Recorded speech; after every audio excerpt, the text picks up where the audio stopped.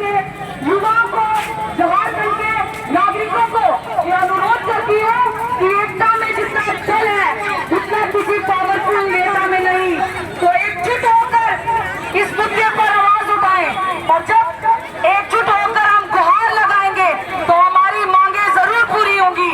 और मैं आप सबसे अपने माध्यम से ये बताना चाहती हूँ कि ये मांगे किसी एक की नहीं, ये पूरे एजुकेशन सिस्टम को बेहतर करने की मांग है। और जब बात देश के एजुकेशन सिस्टम की आती है तो देश के हर नागरिक का ये जिम्मेदारी बनती है कि आए और ग्राउंड में आकर देखे कि हमारे देश के एजुकेशन की क्या हालत हो रखी है, हम मांग ही क्या रहे हैं।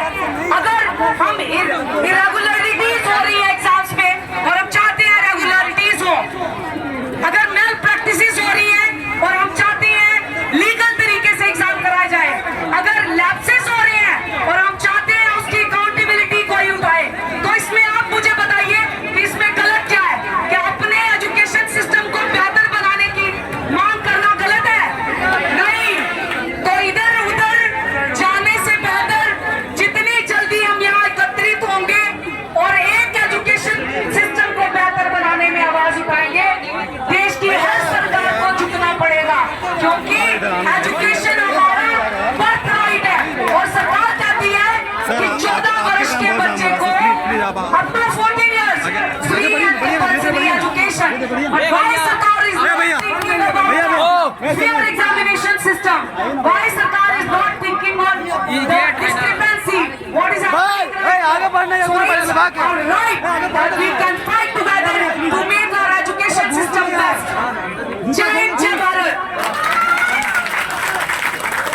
हमने कहा कि दीदी आप लोग कश्मीर से चलकर आ गए, जो गेट के बाहर आप लोग गाड़ी लगा रहे हैं, हमारे साथीगण आपको मना कर रहे हैं, तो आपसे अनुरोध है कि मान जाए। लेकिन कुछ देर के बाद अभी एम्बुलेंस फिर से आ गई, इसलिए इसका ध्यान देंगे। एक स्टेटमेंट में कहा कि ये देश हमारा है, ये मिट्टी हमारी है और हम भारत के हर युवा, हर छात्र करप्शन से लड़ने के लिए एक साथ पर, एक मंच पर, एक सुर में इस करप्ट गवर्नमेंट से लड़ने के लिए तैयार है। चाहे वो झारखंड हो, हरियाणा हो, दिल्ली हो, देश के किसी भी कोने में हो, युवा अब जाग चुका है। We are not here to give up, we are here to win. हमारे सभी भगवान मत तोड़िए, हमारे हिम्मत को तोड़ने की कोशिश मत कीजिए। हम भूखे यहाँ जाग देंगे, लेकिन झुकेंगे नहीं, रुकेंगे नहीं। हम यहाँ व्यवस्था परिवर्तन के लिए आए हैं। सत्ता की कोई भूख नहीं है, लेकिन ये व्यवस्था इस सत्ता के अंदर है। अगर ये सत्ता में बैठे लोग इस व्यवस्था को ठीक नहीं करते तो इन छात्रों का हाथ, इन युवाओं का हाथ उस सत्ता से भी जाकर टकराएगा, उस सत्ता से भी जाकर टकराएगा। ये याद रखें। हमारी एक बहन है, बातों को फिर से रखना चाहिए।